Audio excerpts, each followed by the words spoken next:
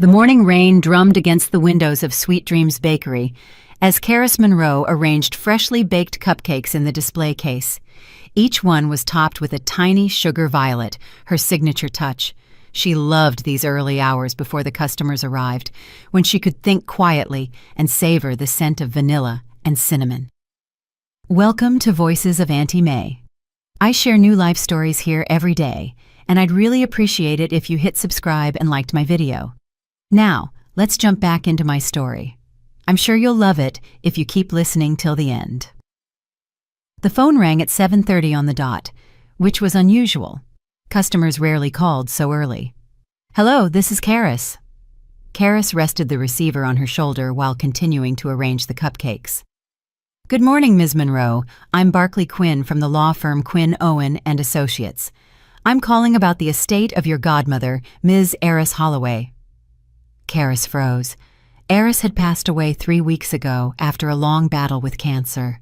Karis had attended the funeral, but had since immersed herself in her work, trying not to think about the fact that she would never see the woman who had replaced her mother again. "Oh, yes, of course. What can I do for you?" "Ms. Holloway left you an inheritance. We need to meet for the paperwork. It's quite urgent given the nature of the assets." "Assets?" Karis interjected. "I don't understand. Eris never spoke of an inheritance." "Your godmother left you her restaurant, Ms. Monroe, the Legacy Crown." Karis's hand trembled, and one of the cupcakes fell to the floor. The Legacy Crown was the most prestigious restaurant in Atlanta. Politicians, celebrities, and business moguls dined there. Eris had built it up over 30 years, from a small cafe into a legend. "There must be some mistake," Karis murmured. "No mistake, Ms. Monroe. Ms. Holloway was very clear in her instructions. You were like a daughter to her. She thought you were the only person who could keep the restaurant's legacy alive." An hour later, Karis was sitting in Mr. Quinn's office, reviewing the papers that confirmed her ownership of the restaurant, valued at several $million. "Eris knew her diagnosis for over a year," the lawyer explained. "She planned everything carefully. In addition to the restaurant, there is a wine cellar, contracts with vendors, and special provisions for the staff. She left a letter with instructions." Karis took the envelope with trembling hands. On it was written, "To my dearest Karis," in Iris's familiar slanted handwriting. "Can I take this home now?" "Yes, of course, but we need to finalize the transfer of rights in the next few days. The restaurant can't be without management for long." Karis nodded, still unable to believe what was happening. She remembered the first time she walked into the Legacy Crown's kitchen as a 9-year-old girl. Her mother had worked there as a pastry chef until she died of pneumonia when Karis was 14. Eris had then taken her under her wing, paid for her education, and taught her everything she knew about baking. "You're special, Karis," Eris often told her. "You have hands that feel the dough and a heart that puts love into it." Lost in her memories, Karis barely noticed signing all the necessary papers.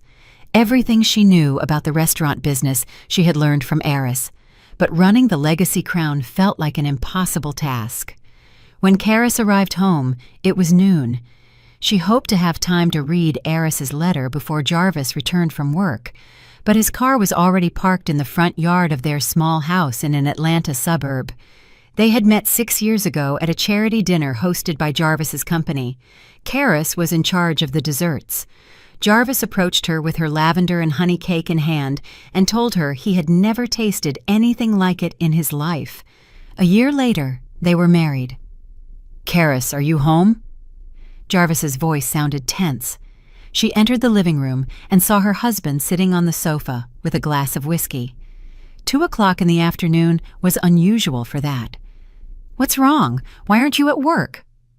Jarvis looked up at her. He was an attractive man, tall, dark-haired, with regular facial features. But now his usually confident expression had been replaced by something close to panic. "My mother called me. She says you inherited the Legacy Crown. Is it true?" Karis froze. She hadn't told anyone about the inheritance yet. How could he know? "So it's true." Jarvis took a gulp of his whiskey. "I mean, Karis, why didn't you tell me?"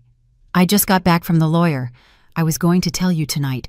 Mom is friends with the wife of one of the waiters at the Crown. They're all in shock. Aris left the restaurant to you, not the chef or anyone in management." Karis felt herself blush.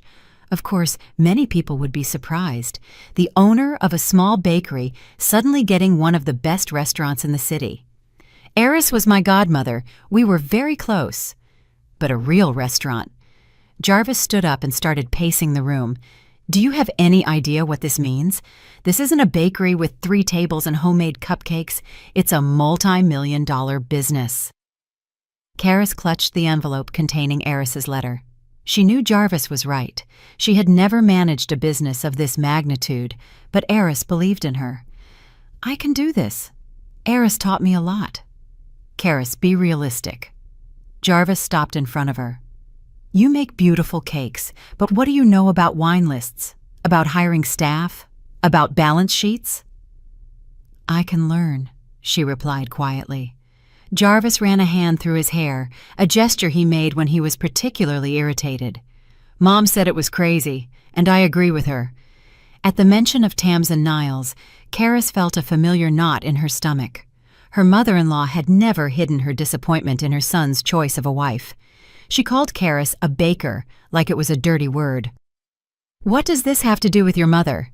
Karis asked, trying to hide her irritation. Jarvis looked away. "She's coming over for dinner. She wants to discuss the situation." "Discuss my inheritance, Jarvis?" "Our inheritance," he corrected. "We're married, remember?" The words hurt Karis. In 6 years of marriage, Jarvis had never shown any interest in her bakery. He had considered it a nice hobby that brought in a little money, and now that there was a valuable asset, suddenly everything was ours. That evening, the house filled with the smell of Tamsin's expensive perfume. As always, she entered without knocking, with her characteristic, "I'm here, darlings." Tall, with perfectly styled blonde hair and flawless makeup, Tamsin looked younger than her 60 years. "Karis, honey." Tamsin brushed a quick kiss against her daughter-in-law's cheek. "What incredible news. You must be in shock." "Hello, Tamsin." Karis tried to smile. "Yes, it was unexpected." "I'm sure it was. Aris was always eccentric." Tamsin walked into the living room, tossing her coat into her son's arms. "Remember, Jarvis, I told you how she refused to serve the state representative because he was 15 minutes late? She had quite a temper." Karis remained silent. Tamsin had never known Aris. She had heard all those stories from her friends in Atlanta's high society, to which she longed to belong. During the dinner, Karis had prepared in advance. Tamsin began to outline her takeover plan. "I've spoken to Fielding," she said to her son, ignoring Karis. "He thinks we need to move fast. The restaurant market is booming, especially for luxury places like the Legacy Crown." "Who is Fielding?" Karis asked. "Oh, just my financial advisor," Tamsin dismissed. "It doesn't matter. The important thing is we have 2 options. Either we sell the restaurant now while its reputation is still intact, or—" She paused dramatically. "I could take over." Karis nearly choked on her wine. "Excuse me, what?" "Don't look at me like that, dear," Tamsin laughed. "I wasn't always a housewife. I worked as an accountant for a large company before I married, and I always dreamed of owning my own restaurant." "You never spoke of it," Karis commented. "There was no reason to," Tamsin shrugged. "But now that we have the opportunity, Jarvis, honey, say something." Jarvis looked uncertain, shifting his gaze from his mother to his wife. "Mom has a point, Karis. She has experience in finance, and I could help with the technical side, the website, reservation systems, that sort of thing." "And what about me?" Karis asked quietly. "Aris left the restaurant to me." Tamsin patted her hand. "Honey, no one says you can't be involved. You can do the desserts. They're wonderful. But management, that's another matter. You need experience, contacts." Karis remembered the unopened letter from Aris in her purse. She should have read it sooner. "I need to think about this," she said. "It's a huge decision." "Of course, dear." Tamsin smiled, but her eyes remained cold. "But don't think too long. Business doesn't wait." After dinner, when Tamsin had left, Karis finally found time to open Eris's letter. She locked herself in the bathroom, the only place she could be alone. "My dearest Karis," Eris wrote, "if you are reading this, it means I'm gone. Don't be too sad. I lived a good life, and I am proud of what I created, especially proud of you. I am leaving you the legacy crown, not because I have no other heirs, but because you are the only person I trust with my creation. You have everything it needs: taste, intuition, hard work, and most importantly, heart. You love giving people not just food, but joy. It is a rare gift. I know you doubt yourself, but remember that I also started with a small cafe and no experience. All I had was passion and a willingness to learn. The restaurant staff will help you. Chef Bram Cassidy has been my right-hand man for 15 years. Manager Nita Price knows every process. They are waiting for you and are ready to support you. And one more important thing, not all documents and assets were handed over to you today. There are details only Barkley knows. Contact him if you run into any problems. Believe in yourself, as I believe in you. With love, Eris." Karis pressed the letter to her chest, feeling tears run down her cheeks. Eris believed in her, and she couldn't let her godmother down. When she came out of the bathroom, Jarvis was waiting for her in the bedroom with some papers in his hands. "Here." He held out the papers. "It's a power of attorney. Mom thinks it would be easier if you gave her the right to run the restaurant. Temporarily, of course." Karis looked at the papers, and then at her husband. She remembered how they met, how he admired her cakes, how he said she was the most talented woman he had ever met. When had things changed? Or had she simply been unwilling to realize that her husband had always been a weak man, driven by an ambitious mother? "No," Karis said quietly, but firmly. "I won't sign it." Jarvis's face contorted with anger. "Karis, don't be stubborn. You realize you can't handle the restaurant. Mom wants to help you." "Your mother wants to take what is mine." Karis felt her determination grow inside her. Eris believed in me. She knew what she was doing. Jarvis threw the papers on the bed. "Eris was a selfish old woman. She used you all your life, first as a free assistant, then as emotional support, and now she's left you with a business you are guaranteed to fail at." "Don't talk about her like that." Karis raised her voice to her husband for the first time. "You know nothing about my relationship with her. I know my wife has been baking cupcakes in a tiny bakery for 6 years, barely making ends meet." Jarvis moved closer to her. "Suddenly you have a restaurant worth millions? What do you think people will say? What will the Legacy Crown's customers think when they find out their favorite spot is now owned by a woman who has never run anything bigger than a sheet cake?" Every word stung like a whip. Karis felt her confidence melting. Maybe Jarvis was right. Maybe she really couldn't handle it. "I need time to think about this," she said, backing toward the door. "There's no time, Karis." Jarvis grabbed the papers from the bed and followed her. "Mom has already talked to the vendors. They're waiting for a decision. Either you let us help or—" He didn't finish the sentence, but the threat hung in the air. Karis felt cornered. She had never been able to resist aggression, especially from those closest to her. All her life, she had been yielding, compromising, trying to please everyone. "All right," she finally said, "I'll sign, but on the condition that this is a temporary measure, a month, tops, and I want to be kept informed of every decision." The relief on Jarvis's face was almost palpable. "Of course, darling, that's reasonable." He set the papers on the table and held out a pen. Karis took it slowly, feeling the heaviness. Eris's face flashed before her eyes, her confident smile, her words, "Believe in yourself, as I believe in you." At that moment, the phone rang. Karis flinched and dropped the pen. "I'll get it," Jarvis said, clearly annoyed by the interruption. While he was on the phone, Karis looked at the documents. The power of attorney had been drafted by a lawyer, probably the same Fielding. It granted Tamsin total control of the restaurant without restrictions or deadlines. It wasn't a temporary measure. It was a transfer of power. Jarvis returned, his eyes blazing. "It was Mom. She just spoke with the chef at the Crown. He's threatening to quit if management doesn't make a decision by tomorrow. We have to act now, Karis." She knew it was a lie. Bram, the chef, was loyal to Aris to the core.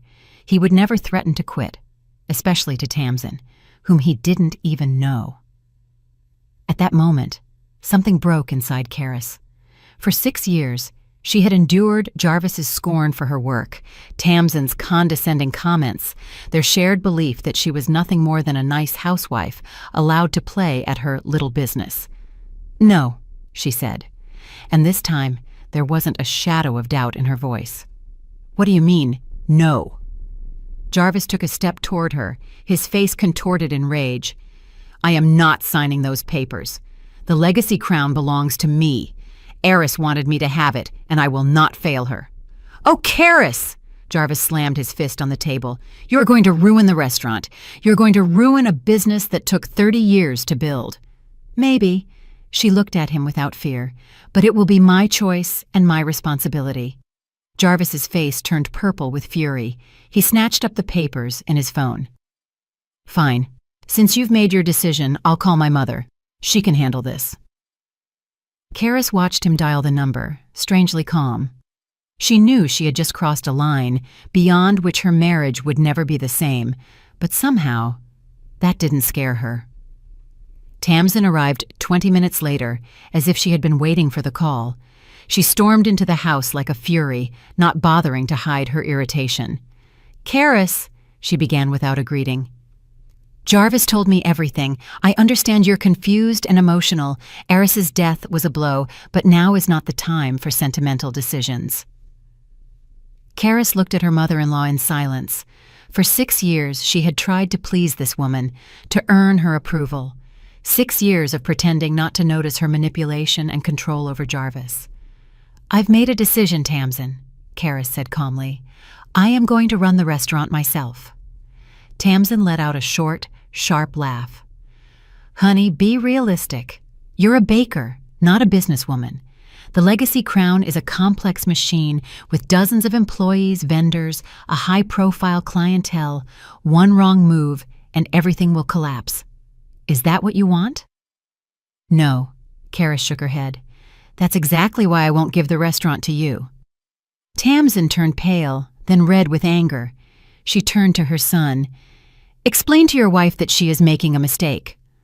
Jarvis looked confused, shifting his gaze from his mother to his wife. "Karis, please, let's be reasonable." "I am being reasonable," Karis retorted. "Aris entrusted the restaurant to me. I have a team that will help me figure it out. I can handle it." "A team?" Tamsin scoffed. "You mean those arrogant cooks and waiters? They won't obey you, Karis. They'll see you're incompetent and walk out." "I'm willing to take that risk." Karis turned to leave. "Stop!" Jarvis grabbed her arm. "You can't just walk away like that. We have to decide this now." Karis pulled her arm free. "There's nothing to decide. The restaurant is mine, and I will run it." Jarvis's face contorted with rage. He rushed to the table where the restaurant documents Karis had brought from the lawyer were sitting. "Enough!" He snatched the papers. "Since you can't make a sensible decision, I will do it for you." "What are you doing?" Karis tried to grab the papers, but Jarvis shoved her away. "What you should have done from the beginning." He turned to his mother. "Here, Mom. The restaurant is yours now. Do with it as you see fit." Tamsin smiled triumphantly, accepting the papers. "Smart boy. I always knew you'd make the right choice." Karis watched the scene, feeling something inside her finally tear apart. Her husband had just handed over her inheritance to his mother, without even asking for her consent. "You can't do that," she said. "These documents are in my name." "Marital property, dear." Tamsin patted her cheek. "Jarvis has as much right to the restaurant as you do, and he chose to entrust it to me. It's legal." Karis knew that wasn't true. An inheritance was not considered community property under Georgia state law, but it didn't matter. Now Tamsin had the papers, and she wasn't going to give them up. Karis looked at Jarvis, trying to see the man she had married, but before her stood a stranger with a hard, smug expression on his face. "You're going to regret this," she said quietly. "I don't think so," he shrugged. "You'll thank us in a month when you see how well the restaurant is doing under Mom's management." Karis silently picked up her purse and jacket. "Where are you going?" Jarvis asked, suddenly concerned. She turned to him with a slight smile. "To my bakery. I have a lot of orders tomorrow." Karis left the house, feeling strangely relieved. The Atlanta night air was cool and smelled of impending rain. She expected to feel crushed by grief or rage after her husband's betrayal. But instead, she only felt a serene determination. She had no desire to return home, where Jarvis and Tamsin were probably still celebrating their victory. She headed to the Sweet Dreams Bakery, the only place she always felt like herself. Sweet Dreams was located in a small shop on a quiet street near downtown. When she opened the door, the smell of vanilla and cinnamon enveloped her like the embrace of an old friend. Karis turned on the light and looked around her small kingdom. 4 tables, a dessert display, a compact kitchen behind a translucent partition. It didn't have the Legacy Crown's luxury, but it had something more important, the feeling of home. Karis took out her phone and dialed a number she rarely used, though it was always in her contacts. "Barclay Quinn," the lawyer answered after the 3rd ring. "Mr. Quinn, this is Karis Monroe. I apologize for calling so late." "Not at all, Ms. Monroe. Is something wrong?" She took a deep breath to gather her thoughts. "The restaurant deeds. My husband took them and gave them to his mother. They believe they have the right to—" "Just a moment." Barclay's voice became sharp as a blade. "You're saying your husband took the property deeds against your will?" "Yes. He said they were marital property." Barclay chuckled. "They are not. Inheritances are not considered marital property under Georgia law, unless specified in the will. But don't worry, Ms. Monroe. We have copies of all the documents, and the originals have already been registered. Whatever your husband and his mother do, they cannot change the title without your notarized signature." Karis felt the tension ease a little. "So, I am still the legal owner of the restaurant?" "Of course. But if they try to act on your behalf without authorization, it could cause problems. I would recommend we meet tomorrow morning to discuss the next steps." "Agreed," Karis said quietly. "Mr. Quinn, Eris mentioned in her letter that not all documents and assets were handed over to me today. She wrote that there are details only you know." Silence fell on the phone. "Yes, that's true," the lawyer finally said. "Ms. Holloway anticipated complications. Let's discuss it tomorrow in my office at 8 o'clock in the morning, before the business day begins." "I'll be there."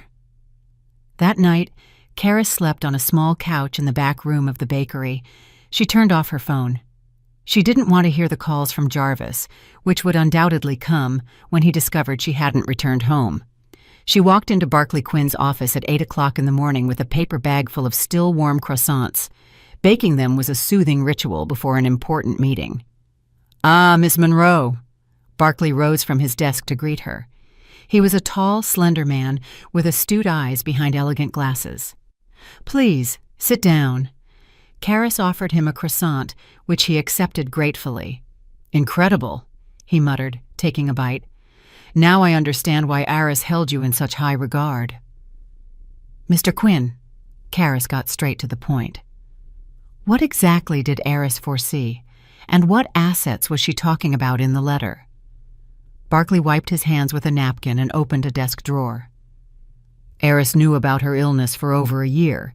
During that time, she restructured the business. He pulled out a file. The Legacy Crown, as a restaurant, has several components. There is the building which you now own, there is the brand and reputation, but there are other assets arranged separately. He opened the file and began to list them. The wine cellar, valued at over $200,000, is a separate legal entity controlled by a trust. You are the sole beneficiary of that trust. The professional kitchen equipment is leased through another company, also controlled by you. The contracts with the main vendors are in the name of Eris Holloway and Associates, where you are listed as the signing partner. Karis listened with growing astonishment. Why such a complicated structure? Barclay smiled slightly. Eris was not only a talented restaurateur, but also a clever businesswoman. She created this structure to optimize taxes. But now it serves another purpose, to protect the restaurant's most valuable assets from potential wrongdoers. My husband and my mother-in-law, Karis nodded. I don't comment on clients' family relationships, Barkley replied diplomatically, but Eris wanted to make sure you were protected in any case. He slid another document toward her.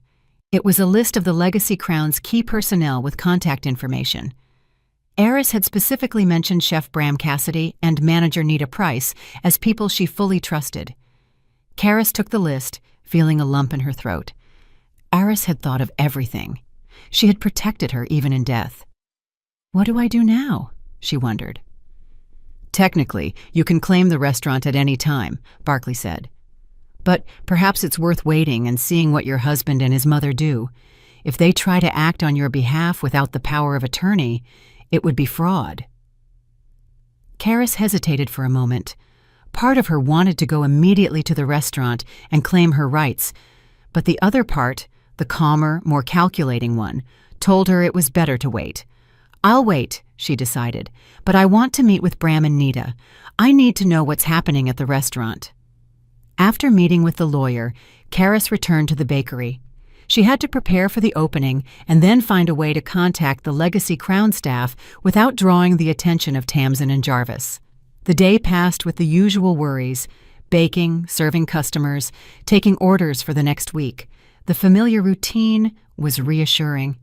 Among the regular visitors to Sweet Dreams was the local mail carrier, Franklin, an older man with kind eyes and a lover of blueberry muffins.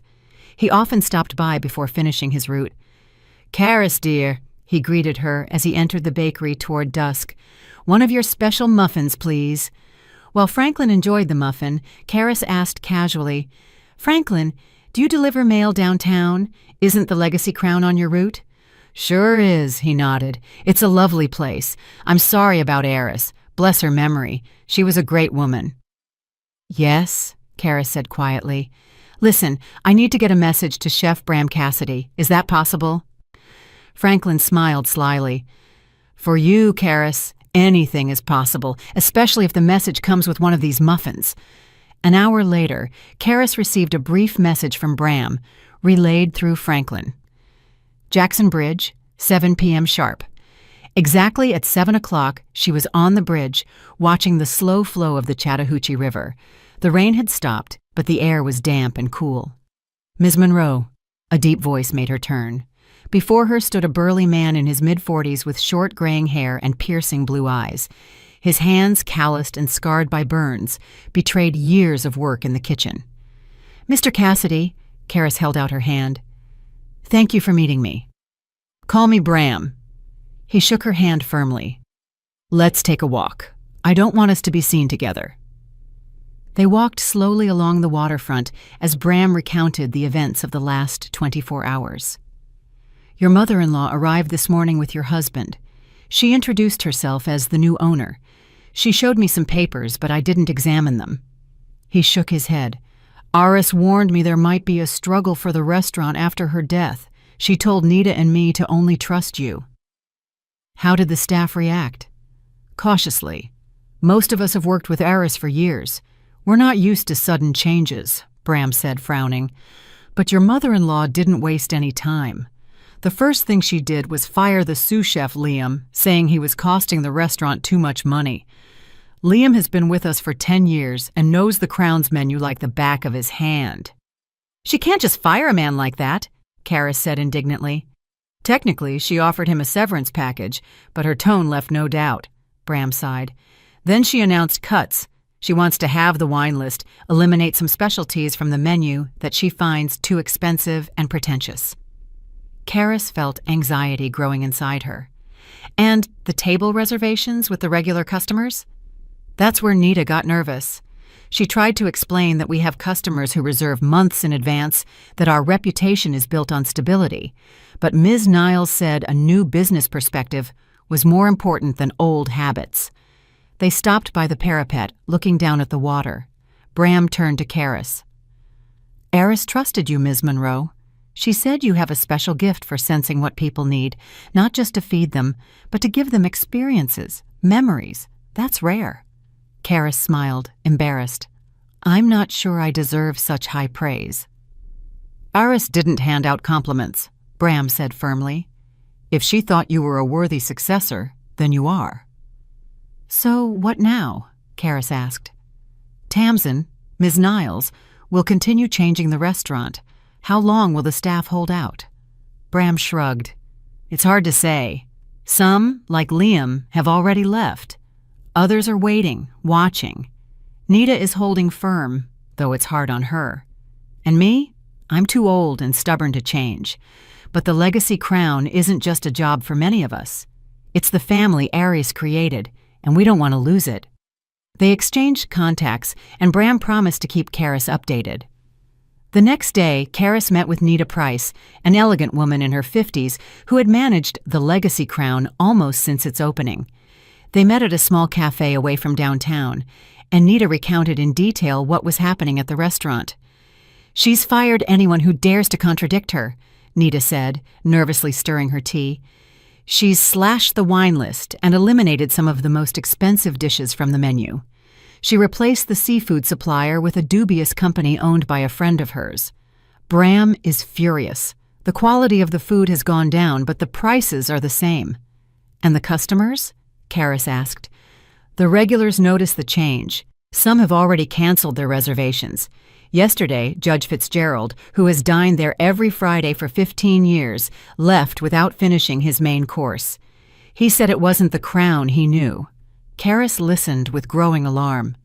The restaurant's reputation, which Aris had spent decades building, was crumbling before her eyes.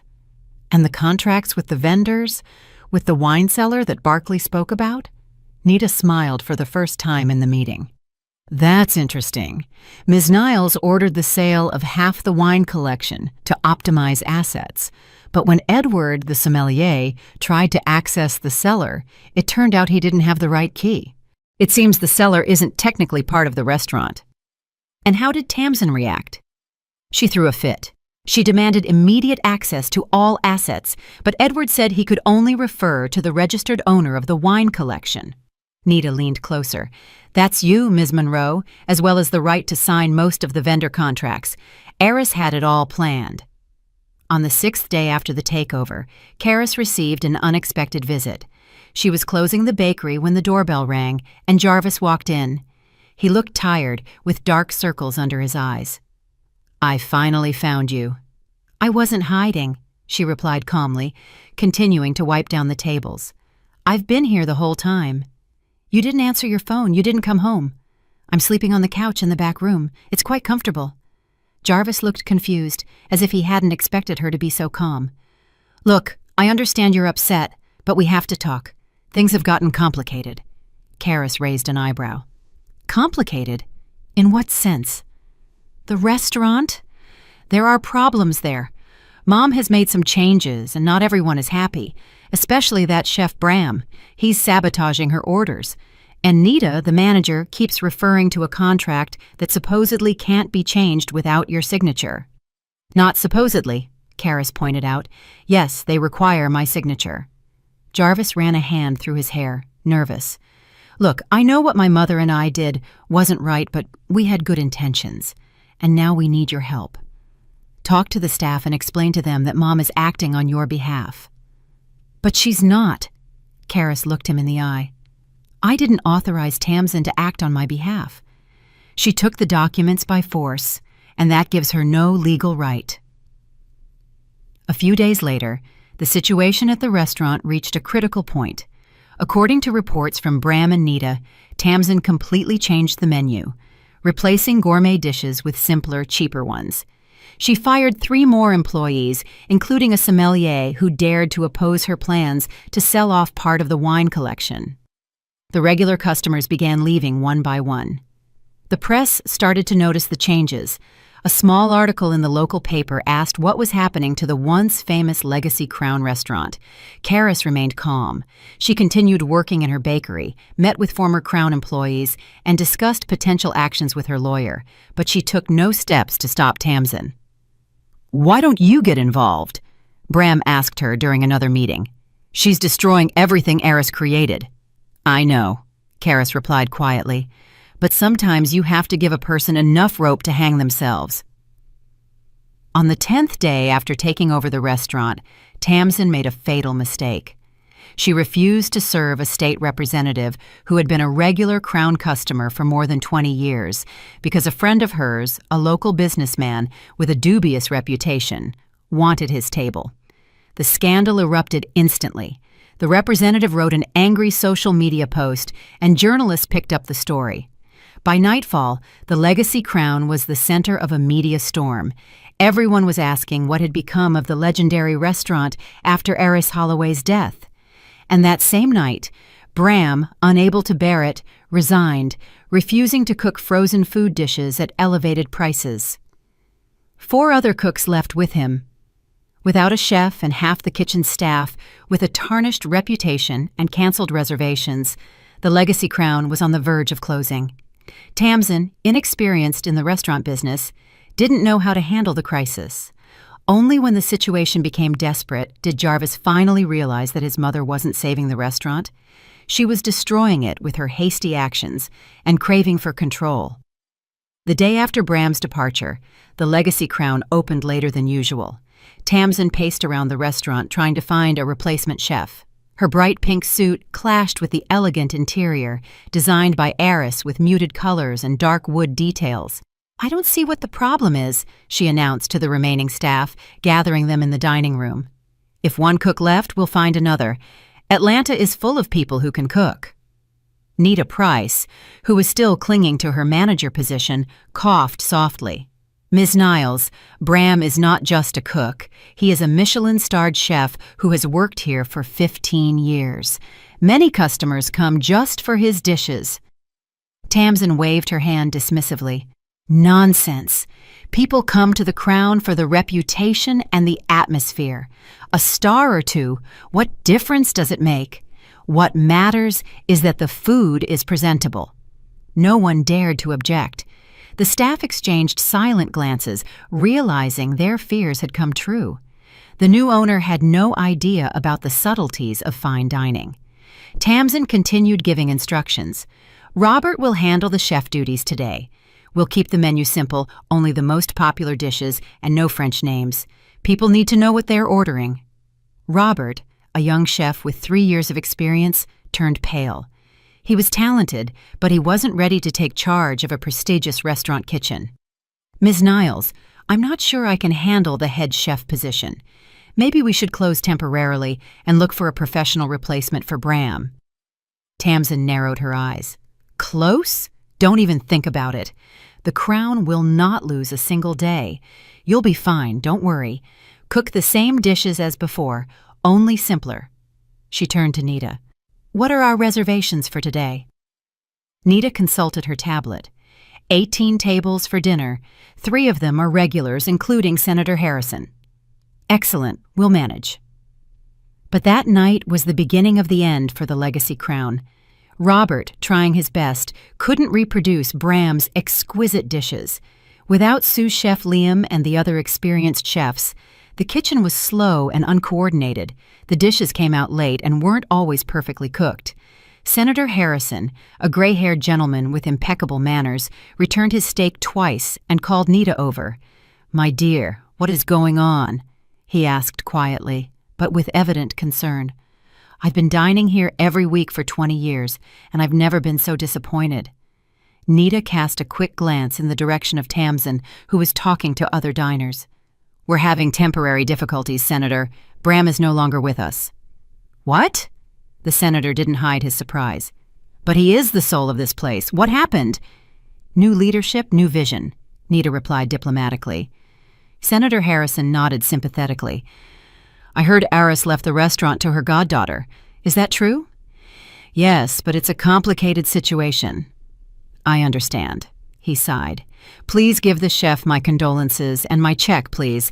I'm afraid I won't be able to finish dinner tonight." When the senator left, other disappointed guests followed. By the end of the evening, half the reserved tables were empty.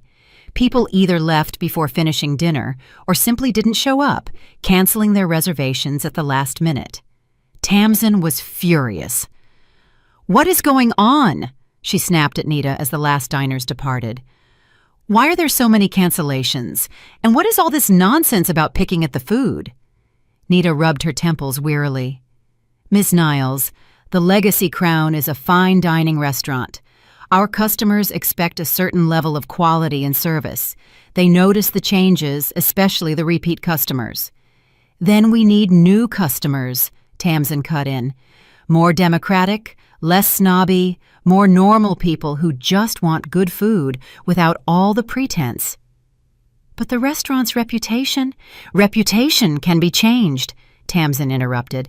Starting tomorrow, we'll lower the prices by 20% and advertise. I've already made arrangements with the local paper. Nita knew it was useless to argue. Tamsin was deaf to any argument that contradicted her vision. That same night, in the small apartment above the Sweet Dreams Bakery, Karis received an unexpected guest, Jarvis. He looked exhausted, his eyes red from lack of sleep. "I didn't know you lived here," he said, glancing around the modest dwelling. "A temporary solution." Karis placed a cup of tea in front of him. "What brings you here so late?" Jarvis cupped the mug with his hands, as if seeking warmth. "The restaurant isn't going as planned." There was no gloating in Karis's voice, only a touch of irony. "It's gotten complicated. Bram left, several other cooks with him. The customers aren't happy. Mom," he hesitated. "Mom is sure it's just a temporary difficulty, but I don't know." "What did you expect, Jarvis?" Karis asked. "The Legacy Crown isn't just a location and a name. It's the people, the traditions, the reputation forged over the years." Jarvis ran a hand through his hair, a gesture that always betrayed his nervousness. "I know. It's just, Mom was so sure. She had always dreamed of owning her own restaurant. An opportunity to take someone else's inheritance," Karis finished quietly. Jarvis wrinkled his nose. "I'm sorry. I shouldn't have done that with the papers. It was wrong." Karis looked at her husband, trying to see if his remorse was sincere or just a reaction to the problem. "What do you want from me, Jarvis?" "Help us." He looked at her pleadingly. "Talk to Bram. Convince him to come back, or at least help us find a new chef. You have contacts in the culinary world." Karis shook her head. "You don't understand. Bram won't come back as long as your mother runs the restaurant.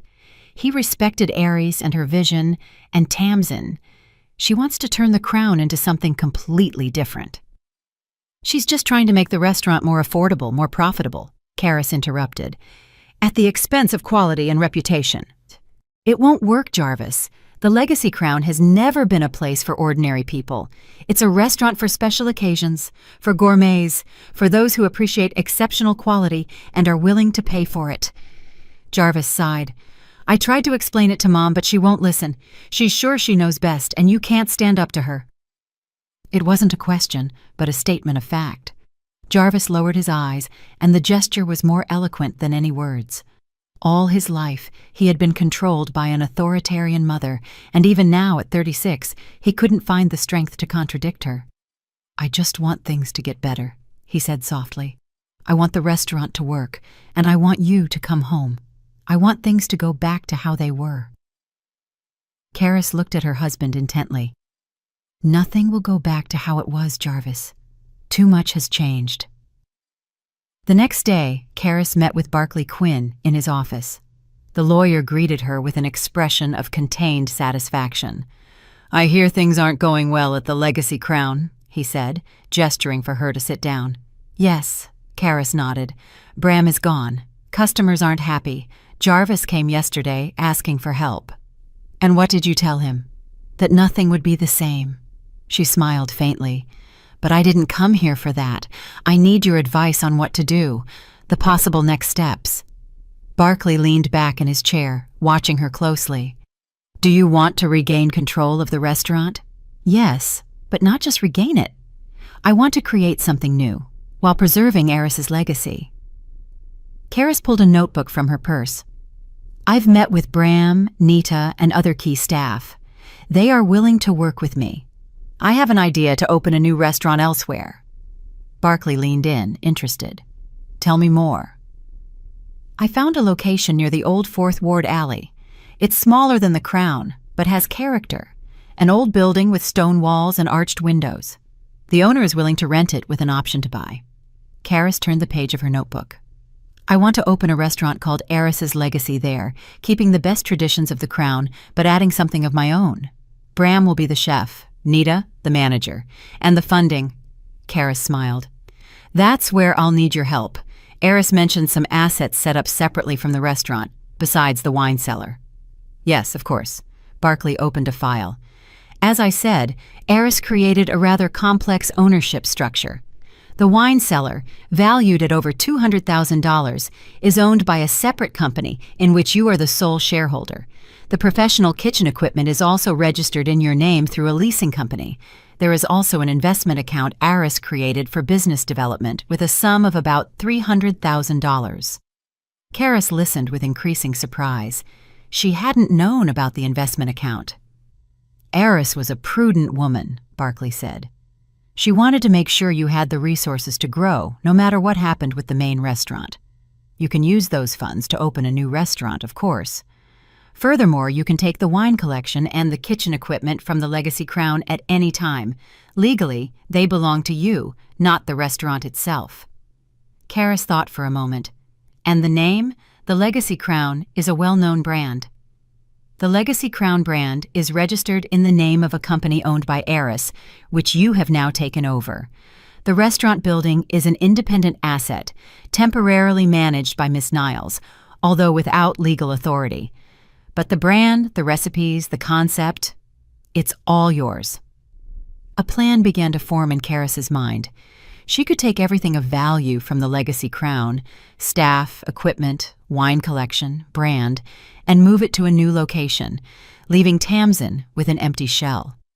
Meanwhile, at the Legacy Crown, the situation worsened daily. The advertising campaign Tamsin launched attracted new customers, but not those the restaurant was designed for. People drawn by the reduced prices were disappointed to find the food still more expensive than at regular establishments, and the quality no longer met the superior level. The older customers, hearing about Bram's departure and the menu changes, canceled their reservations en masse. The wine list, once the Crown's pride, was halved. Tamsin ordered the sale of the most expensive bottles to improve cash flow.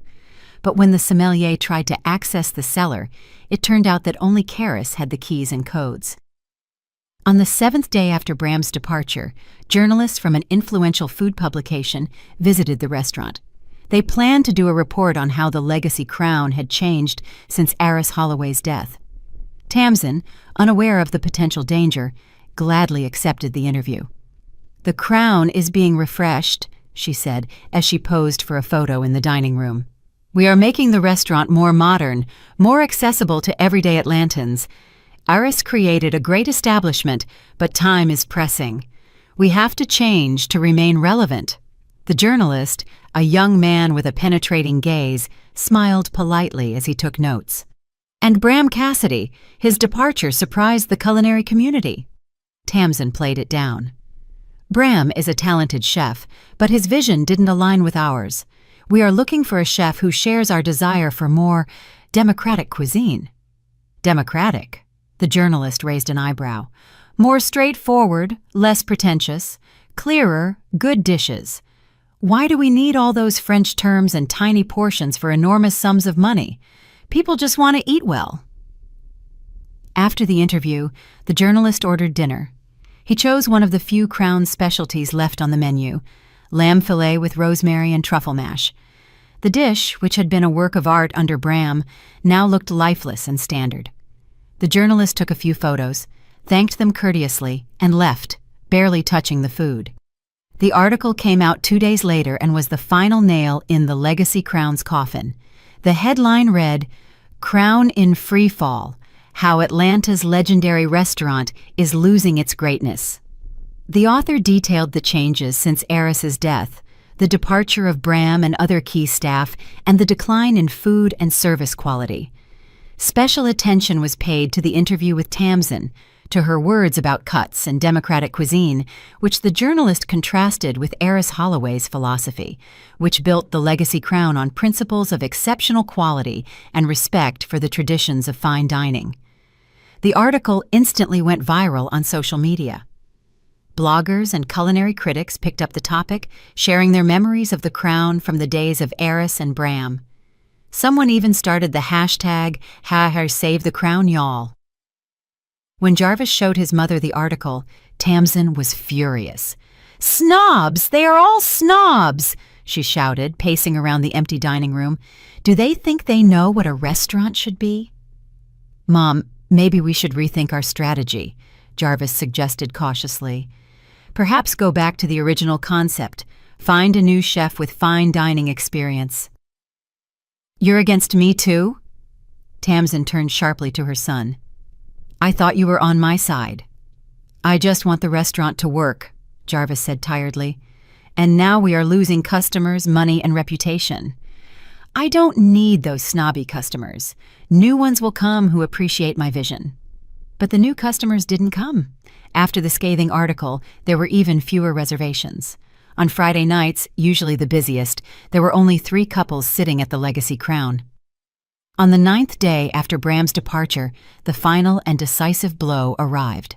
In the morning, men in suits entered the restaurant with documents. "We represent the owner of the wine collection and the kitchen equipment," they informed a stunned Tamsin. "According to the contracts, these assets can be seized at any time at the owner's request." "What owner?"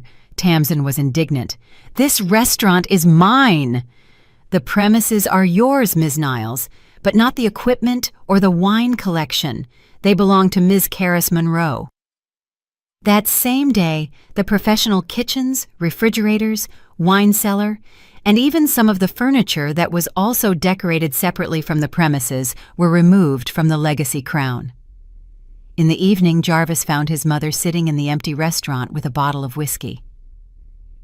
"It's over," she said in a lifeless voice. "Without equipment, we can't operate. Without wine, we don't have half the profits.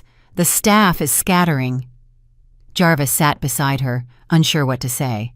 For the first time in his life, he saw his bossy, always confident mother broken. "We could buy new equipment," he suggested without much conviction. Tamsin laughed bitterly.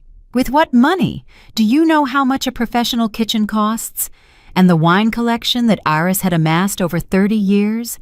She took a sip directly from the bottle. "We've been played, Jarvis. Your wife was trickier than I thought." On the 10th day of Tamsin's takeover of the restaurant, a notice appeared on the door of the Legacy Crown, closed for renovations, but those in the know realized there would be no renovation. The legendary restaurant, Eris Holloway's life's work, had ceased to exist, at least as Atlantans knew and loved it. Meanwhile, in another part of the city, in an old building with stone walls and arched windows, work was in full swing on a new restaurant. Eris's Legacy was preparing to open its doors, bringing together the best of what Eris Holloway had created and adding Karis's new ideas. That night, as the Legacy Crown closed, Karis's phone rang. Jarvis's name appeared on the screen. Karis stared at the flashing screen, taking her time to answer. Jarvis's name on the screen brought up mixed feelings. Part of her wanted to ignore the call. The other part was curious to know what had made her husband reach out to her now that the Legacy Crown had finally closed. The phone kept ringing. After the 5th tone, she answered, "Hello?" Her voice was neutral, without a hint of emotion. "Karis!" Jarvis's voice was drenched in panic. "Thank God you answered. We have to talk. It's urgent." "About what?" She tried to remain calm, though somewhere inside she felt a pang of satisfaction at how desperate her husband sounded. "The restaurant, the Crown." He sighed convulsively. "Everything has collapsed, Karis. Mom is hysterical.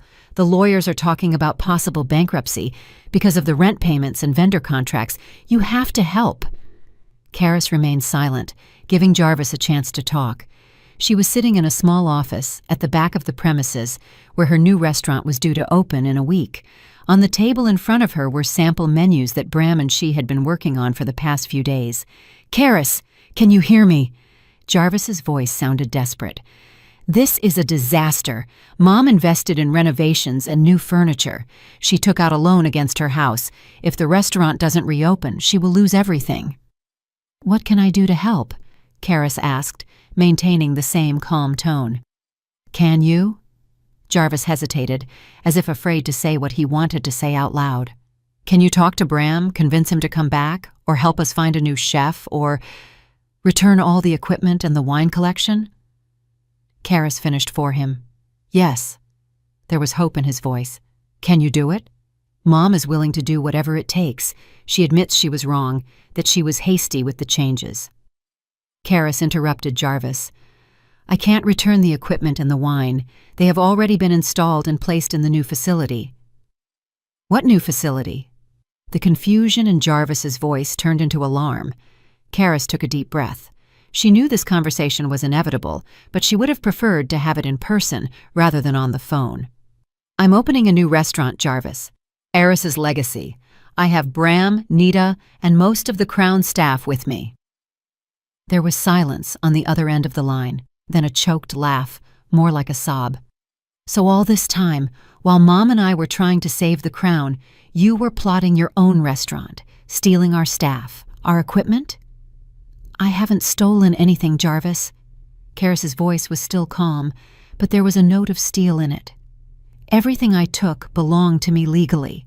The staff left of their own accord because they didn't want to work with your mother. You planned everything, Jarvis sounded accusatory.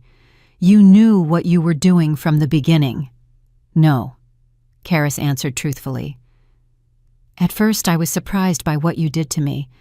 Then I got angry, and then I realized that Eris's legacy wasn't the walls of the Legacy Crown. It was the people, the traditions, the recipes, all the things she had spent 30 years building and that your mother had nearly destroyed in 10 days. Jarvis was silent, and Karis imagined him pacing around the empty restaurant, trying to grasp the magnitude of the disaster. I need to see you, he finally said. I need to talk to you in person. Where are you now? Karis thought for a moment. Should she tell him the address of the new restaurant? What if he showed up with Tamsin and made a scene? I'm in the old 4th Ward alley, number 19, she said. But Jarvis, if you come with your mother or with lawyers, I won't talk. I'll come alone, he promised, in 20 minutes. After the conversation ended, Karis put away her phone and got up from the table. She walked to the window and looked out at the Atlanta sunset. The old street where her new restaurant was located was cobblestone and illuminated by stylized lanterns. The perfect place for an establishment that would maintain tradition but not be afraid of novelty. Exactly 20 minutes later, the doorbell rang and Jarvis walked in. He looked exhausted, rumpled shirt, dark circles under his eyes, messy hair, unusual for a man who had always been meticulous about his appearance. Karis stood at the threshold and looked at the room. The restaurant wasn't ready to open yet, but the main work was finished. Natural stone walls, wooden beams on the ceiling, and elegant arched windows created the atmosphere of an old sanctuary. In the center of the room were wooden tables with snow-white tablecloths, the same ones that decorated the Legacy Crown. On the back wall was a glass-doored wine cellar behind which bottles from Eris's famous collection sparkled. Come in, Karis gestured to her husband. Be careful, the cables aren't all hidden near the entrance.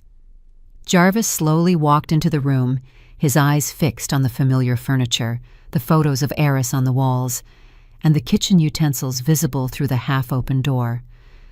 So, this is it, he said quietly. All this time, you were plotting this. This, yes, Karis replied simply. Do you want coffee? The kitchen is already working. Jarvis nodded, still stunned by what he was seeing. Karis led him to a small office where they could talk without prying ears. Bram, who was working in the kitchen, nodded a greeting but didn't interrupt the sauce he was preparing. When they sat down at the table with cups of coffee, Jarvis finally spoke. Why didn't you tell me about your plans, that you were going to open your own restaurant? Karis raised her eyebrows in surprise. Would you have listened to me after taking the documents and giving them to your mother? Jarvis lowered his eyes. I did a terrible thing. I know. It's just, Mom was so persuasive. She said you couldn't handle it, that the Crown would go bankrupt under your management, that this was her chance to finally fulfill her dream. And you believed her more than your wife. Karis shook her head. You know, Jarvis, at first, I was devastated by your betrayal. 6 years of marriage, and you so easily took your mother's side against me. It wasn't easy, he objected softly. I was agonizing. I didn't sleep at night, especially when you didn't come home, didn't answer your phone. But you didn't do anything to remedy the situation, Karis finished. Even when it became obvious that your mother was destroying the restaurant, you still did nothing. Jarvis rubbed his face with his hands. I tried to talk to her. I really did. But you know how stubborn she is. She never admits her mistakes. She never listens to anyone's opinion. And you obeyed her all your life. Karis looked at her husband without anger, but rather with regret. You know, this restaurant crisis only proved what was already in our marriage. You could never stand up to your mother, not even for me. Jarvis looked up at her, his eyes full of pain. I love you, Karis. I've always loved you. I know, she replied softly, but sometimes love isn't enough. You have to have the courage to stand by the person you love, even when it's difficult. They fell silent as Jarvis reflected. Then he asked the question that seemed to torment him the most. What about us, Karis? Does our marriage have a future? It was a difficult question that Karis had been asking herself for the past few days. Did she still love Jarvis? Could she forgive his betrayal? Was it possible to rebuild trust after everything that had happened? I don't know, she answered honestly. Right now, all my focus is on opening the restaurant. That is my priority, and our relationship needs time and space for reevaluation. Do you want a divorce? There was pain in his voice. I want clarity, Jarvis, Karis replied. The past few weeks have shown me how much influence your mother had over you and our marriage. I cannot and will not return to the relationship we had. If we are to be together, it must be something new, based on equality and mutual respect. Jarvis nodded, accepting her words. And Mom? He asked. She's desperate. Karis invested all her savings into fixing up the Crown. She took out a loan. It was her decision, Karis said firmly. She could have done the honest thing, admitted I owned the restaurant and offered to work with me. Instead, she chose the path of deception and manipulation. Now she has to face the consequences. You're not going to help her? Not even out of compassion? Karis hesitated for a moment. She wasn't happy about Tamsin's desperation, although part of her thought her mother-in-law was getting what she deserved. But she was willing to reach out to the woman who had scorned her for so long and who had ultimately tried to take her inheritance. I'll see what I can do, she finally said. Perhaps we can reach an agreement on the Crown building, but I will not go back there, and I will not allow Eris's name or her recipes to be used. That is out of the question. Jarvis exhaled with relief. Thank you, Karis. I know you don't have to help after everything we've done, but I'm not doing this for you or your mother, Karis interrupted him. I'm doing it because I don't want Eris's name to be associated with scandals or litigation. She deserves a better legacy. Jarvis stood up, realizing the conversation was over. When is the opening? He asked, looking at the restaurant with different eyes, not as a lost property, but as a new endeavor. In a week, Karis replied. A quiet opening for select guests, and then the official launch. He hesitated. You'll invite me. Karis looked at her husband intently. His eyes showed sincere hope mixed with fear of rejection. We'll see, she said quietly. A lot depends on what you do in the coming days. When Jarvis left, Karis sat in her office, reflecting on the strange turns of fate. Until a month ago, her life had seemed predictable and stable. A small bakery, a marriage with Jarvis, occasional dinners with Eris. Now everything had changed. She was the owner of a successful restaurant, her marriage was hanging by a thread, and her relationship with Tamsin seemed to be taking a new, healthier course. A knock on the door pulled her out of her musings. It was Bram. Ms. Monroe? The chef still addressed her formally, even though they had been working side by side for several weeks. "I've finished the main menu. I'd like to go over a few details with you." Karis smiled, setting aside her personal thoughts. "Of course, Bram. And please, call me Karis. We're partners now." The chef nodded with a slight smile on his usually serious face. "How did the conversation with your husband go?" he asked, placing the menu sheets on the table. "Better than I expected," Karis replied sincerely. "He finally understood what happened, and he seems to realize his mistake."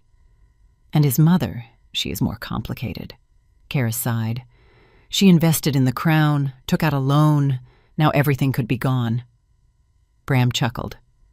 "She got what she deserved. Eris would be turning in her grave if she saw what that woman did to her restaurant." "I know," Karis agreed.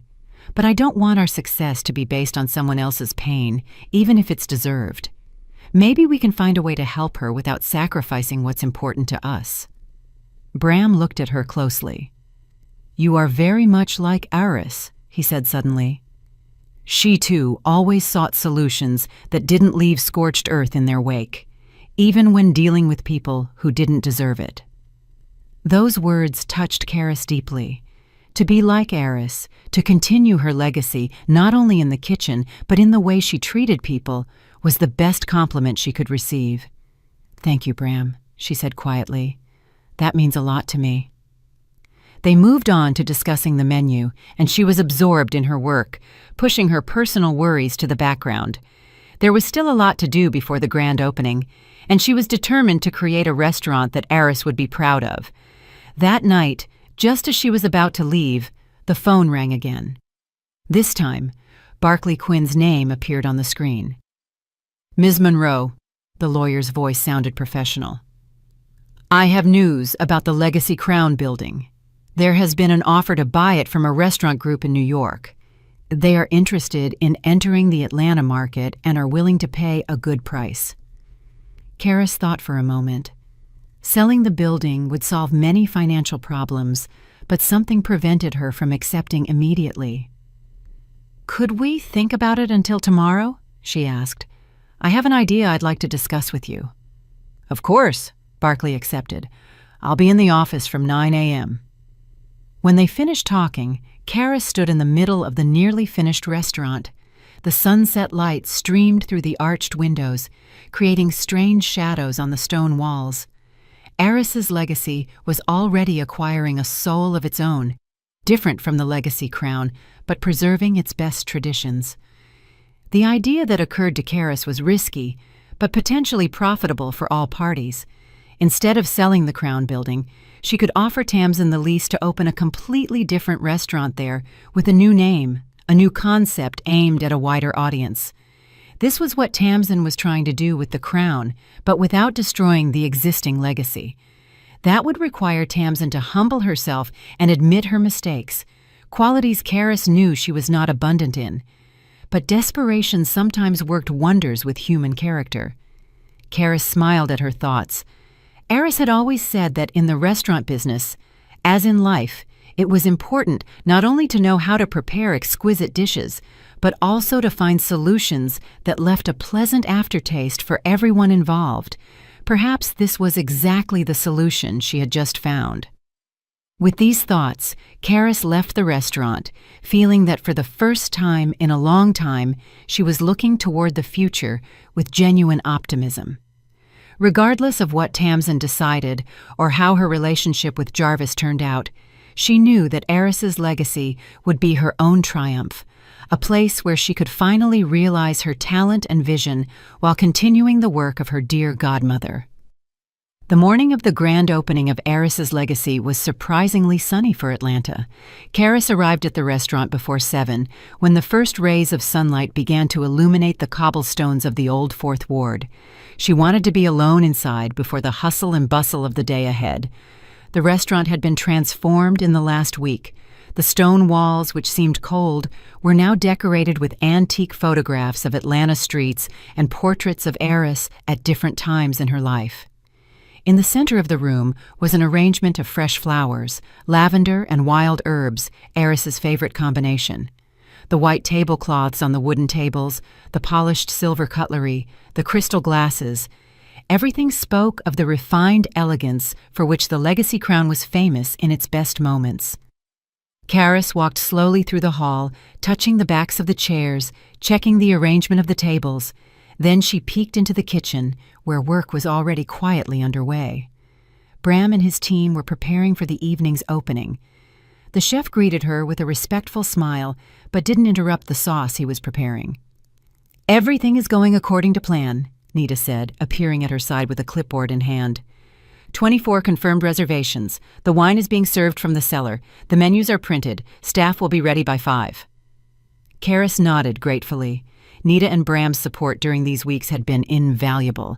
Without their experience and knowledge, it was unlikely she would have managed to open the restaurant on such short notice. "How do you feel?" Nita asked, looking at Karis intently. "Ready for the big day?" "Yes and no," Karis replied sincerely. "I've been waiting for this moment, but now I'm a little scared. Eris built her reputation over 30 years, and I'm just her goddaughter, who still runs a small bakery." Nita put her hand on Karis's shoulder. "Eris saw things in you that you still don't see in yourself. She never made decisions lightly, especially when it came to her life's work. If she chose you to be her successor, she had absolute confidence in your abilities."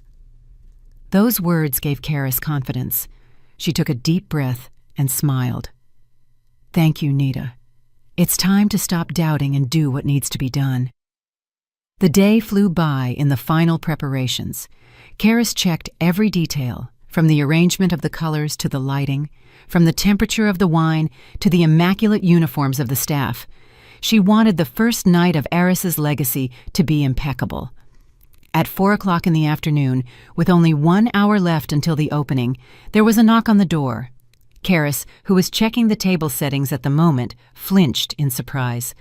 Behind the glass door stood Jarvis, with a bouquet of white roses, Karis's favorite flowers. He looked out of place without his usual business suit. He was wearing simple jeans and a blue shirt, and incipient stubble was growing on his face. Karis hesitated, but opened the door. "Hello," Jarvis said quietly.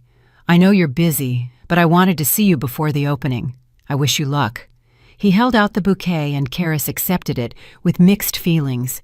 Part of her still resented her husband for betraying her, but another part appreciated the gesture of support. "Thank you," she said. "I didn't expect to see you today." "I'm not staying for the opening," Jarvis quickly added. "I know my presence might be inappropriate, especially for the staff. I just wanted to tell you that I'm proud of you. What you've done in such a short time is impressive." Karis looked at her husband in silence, trying to decipher his motives. Was it genuine admiration or an attempt to regain her favor? "How is your mother?" she asked, changing the subject. Jarvis's face darkened. "Not well. She's still in shock about how things turned out. She invested all her savings in renovating the Crown, and now she's left with an empty premises and debts." "I've been talking to Barclay about possible solutions," Karis said. "There's a buyer for the building, a restaurant group from New York, but I was thinking of another option." Jarvis looked surprised. "What was that?" "Tamsin can rent the premises at a reasonable price," Karis explained. "Not to continue the Legacy Crown, that name will stay with me, but to create a new restaurant with her own concept, something more democratic, as she wanted, but without destroying the existing legacy." Jarvis looked at her in amazement. "You would do that? After everything she did?" Karis shrugged. "I'm not doing it for her. I'm doing it because it's what Eris would do. She always sought solutions that benefited all parties." Jarvis shook his head as if he couldn't believe what he was hearing. "You are an incredible woman, Karis. Only now am I truly beginning to understand that." He paused and added in a quieter voice, "I had a serious talk with Mom, the first serious talk in years. I told her that her manipulation and control had ruined our marriage and almost ruined my life, that I would no longer allow her to interfere in my decisions." "And how did she react?" Karis asked, genuinely interested. "At first, she was furious." Jarvis smiled weakly. "She blamed you for everything. She said I was an ungrateful son. But then, when her emotions calmed down, I think she started to understand.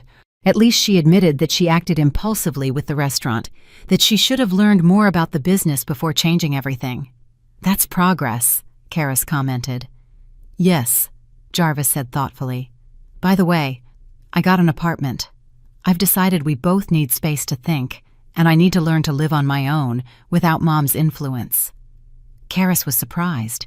It was a decision that required a lot of courage on Jarvis's part, who had spent his whole life living with or near his mother. "I'm happy for you," she said sincerely. "That's an important step." They stood in silence, and there was more understanding in that silence than in many of their previous conversations. "I have to go," Jarvis finally said. "You have a big night ahead of you. I just wanted you to know that I'm working on myself, and I hope that someday you can trust me again." He turned to leave, but Karis called out to him. "Jarvis, tell your mother that my offer to rent the building is still on the table. Tell her to contact Barkley if she's interested." Jarvis nodded gratefully and left, leaving Karis with a bouquet of white roses and mixed feelings. Precisely at 5 o'clock in the afternoon, the doors of Aris's Legacy opened to the first guests. Among the attendees were longtime friends of Aris, loyal Legacy Crown customers, well-known food critics, and several members of the press. Karis personally greeted each guest, feeling both excited and strangely calm, as if Aris were invisibly present to support her. The dinner was organized as a tribute to Aris Holloway. The menu included both her classic dishes and new interpretations created jointly by Bram and Karis. Each dish was accompanied by a small card with the story of its creation or an anecdote from Aris's life. When all the guests were seated, Karis stood up to give a brief speech. "Good evening," she began, and the room fell silent. "Thank you for coming to share this very special moment with us. Aris's Legacy was created not only as a restaurant, but as an extension of the work of my godmother, Aris Holloway, who taught me that food is not just nourishment for the body, but also for the soul." She paused for reflection. 30 years ago, Aris opened a small cafe that became the legendary Legacy Crown. Today, we begin a new chapter in that story. We maintain the tradition and quality that made the Crown famous, but we are adding something of our own. Aris always said, "Honor the past, but look to the future." That is the principle we follow. The guests nodded in approval, and many raised their glasses in agreement. "Tonight," Karis continued, "Chef Bram Cassidy and his team will present dishes that reflect the soul of Southern American cuisine with a modern twist. Each dish has its own story, its own character. We hope these stories resonate in your hearts as they once did in ours." She raised her champagne glass. "To Aris Holloway, whose passion for cooking and love for people has inspired us all, and I toast to new beginnings that preserve the best of the past." The room erupted in applause, and the dinner began. The dishes followed one another, each a small work of art: lamb fillet with rosemary and truffle mash, Aris's specialty, fish cooked according to an old Georgia recipe with modern touches, and desserts personally created by Karis, including her famous lavender and honey cake. Critics took notes, photographers captured every dish, and guests exchanged enthusiastic comments. Karis went from table to table, listening to the feedback, telling stories about Aris, and answering questions about the restaurant's future plans. By the end of the evening, it was clear.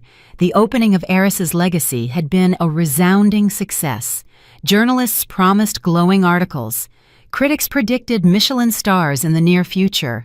Loyal Legacy Crown customers expressed their joy that the spirit of their favorite restaurant was still alive. When the last diner left, it was already past midnight. The staff, though tired, were thrilled. Bram allowed himself a wide smile for the first time in a long time as he accepted congratulations from his team. "We did it," Nita told Karis when they were alone in the empty hall. Aris would have been proud. "This is just the beginning," Karis replied, but in her voice there was confidence and anticipation, not anxiety. The next day, news of Aris's Legacy's opening appeared in every local newspaper and food blog. The reviews were excellent, reservations poured in, and the restaurant phone wouldn't stop ringing. A week later, Karis received a surprise visit. Tamsin Niles, dressed in a modest gray suit instead of her usual bright attire, appeared at the restaurant between lunch and dinner when the hall was almost empty. "May I speak with the owner?" she asked Nita, who, surprised to see her, led her to Karis's office. Karis greeted her mother-in-law with courteous restraint. Tamsin pointed to the chair opposite her desk. "To what do I owe this visit?" Tamsin looked uncharacteristically uncertain, almost fragile. She sat down, carefully smoothed her skirt, and remained silent for a while, as if thinking about something. "I came to talk about your offer," she finally said, "the lease of the Crown Building." Karis nodded, waiting for her to continue. "At first, I wanted to refuse," Tamsin admitted. "Pride wouldn't let me accept help from—" She hesitated. "From someone I have treated badly."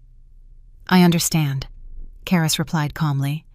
"But then I looked at the empty building, I counted the debts, and I realized I had no choice." Tamsin smiled faintly. "Besides, Jarvis made me see things differently. He said I had always dreamed of owning my own restaurant, but I was trying to steal someone else's dream instead of creating my own." Karis was surprised by such frankness and self-criticism from Tamsin. It seemed that the recent events had truly changed something in this powerful woman. "What have you decided?" Karis asked. "I would like to accept your offer," Tamsin replied, "to open a new restaurant in the Crown Building with a different name and concept. Something more accessible to ordinary people, a bistro with good home cooking at reasonable prices." "I think that's a great idea," Karis said sincerely. That neighborhood lacked exactly such an establishment. Tamsin nodded, and then added with visible effort, "I would also like to apologize for the way I have treated you over the years, for what I did with Eris's inheritance. I acted out of jealousy and ambition without thinking about the consequences."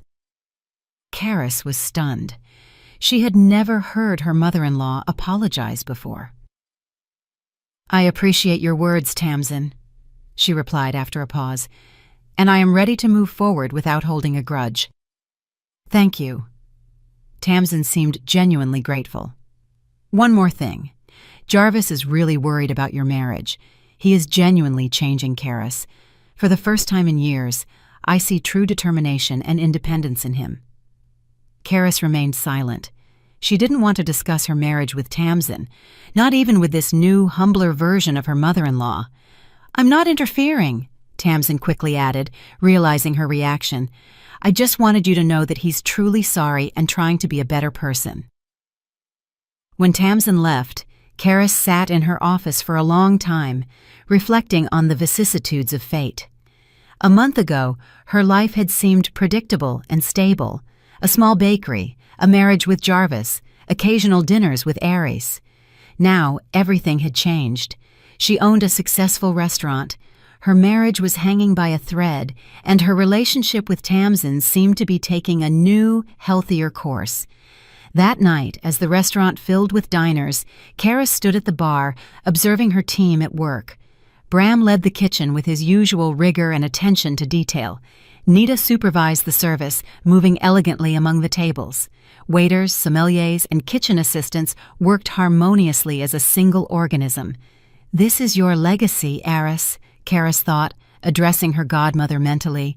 "Not just the recipes and not just the restaurant, but the people you brought together, and I promise to preserve and enhance what you created." At that moment, Edward, the sommelier, approached her with a bottle of wine. "Ms. Monroe," he said with a respectful smile, "the guest at table 5 asked me to give you this. He said it was Eris's favorite wine, and she always opened a bottle on special days." Karis took the bottle and read the label. It was a rare vintage that Eris greatly appreciated and saved for special occasions. She turned toward table 5 and saw Jarvis sitting modestly in a corner of the room. Their eyes met across the crowded restaurant. Jarvis smiled slightly but didn't try to approach, respecting her space and her time. Karis hesitated for a moment, then nodded to the sommelier. "Open the bottle and pour 2 glasses. I'll join my guest shortly." She didn't know if her marriage to Jarvis had a future. She wasn't sure if she could ever completely forgive his betrayal. But in that moment, standing in the middle of her successful restaurant, surrounded by people who believed in her, Karis felt a strange certainty. Whatever happened, she could handle it.